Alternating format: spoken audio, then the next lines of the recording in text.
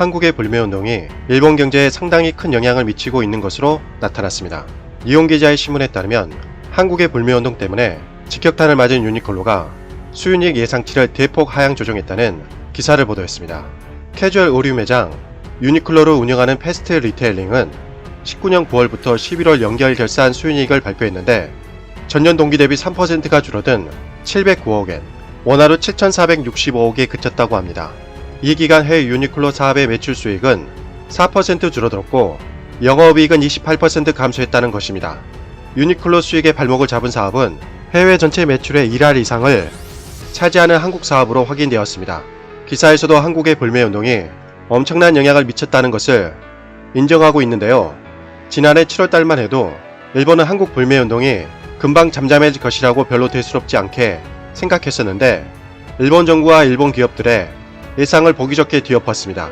기사에 따르면 아베 정부가 한국을 화이트리스트 국가에서 배제하며 수출 규제를 한 이후에 한국에서 일본에 대한 불매운동이 시작되었으며 그로 인해 유니클로가 막대한 피해를 입었다고 보도했습니다.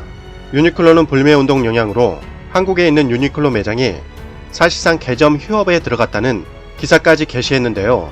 1월 9일 결산 설명회에서 최고 재무 책임자는 현재 유니클로는 매우 어려운 사업 환경에 처해 있다고 밝혔습니다. 유니클로 회장은 한국은 깊은 생각이 강한 나라다. 해외에서 한국은 중국 다음으로 많은 매장을 보유하고 있으며 19년 11월 말을 시점으로 186개를 운영하고 있을 정도로 중요한 나라다. 그러기에 아직까지 한국 점포 폐쇄 계획이나 인원 삭감 예정은 없다. 하지만 지금 상황이 계속되면 해외 사업에 찬물을 끼얹을 수 있는 상황이 될 것이라고 우려를 표명했습니다. 심지어 중국과 홍콩, 대만에서도 영업이익이 감소되었다고 발표했습니다.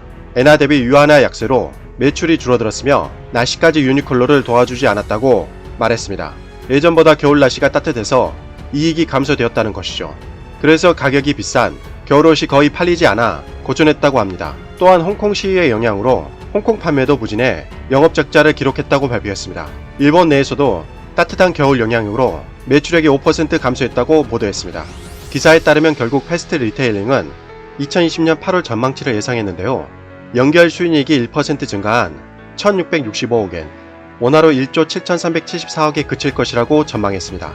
기존 예상치는 8% 증가한 1750억엔, 원화로 1조 8420억이었는데 순이익 예상치가 100억엔이나 줄어든 것입니다. 2020년 8월 매출 수익은 2% 늘어난 2조 3400억엔, 영업이익은 5%나 감소한 2450억에 그칠 것이라고 전망했습니다. 한마디로 유니클로도 2020년까지 한국에서 일본 불매운동이 계속 이어질 것이라고 보는 것 같습니다.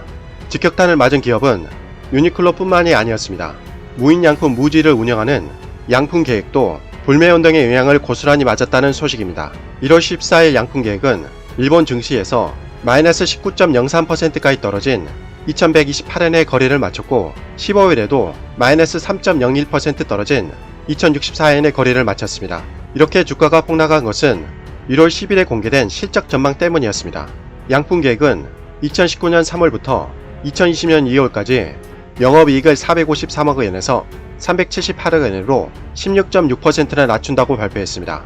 기대치에 한참이나 못 미치는 수치인데요. 순이익 전망치는 294억엔에서 251억엔으로 낮췄습니다. 원화로 대략 452억이 줄어든 수치인데요. 이는 전년 동기 대비 25.8%나 감소한 수치라고 합니다. 두 기업 모두 한국의 불매운동 때문에 많은 피해를 입은 것으로 확인되었습니다. 이상 가치왕 채널이었습니다. 도움이 되셨다면 구독과 좋아요 부탁드립니다. 항상 건강하시고 복 많이 받으세요.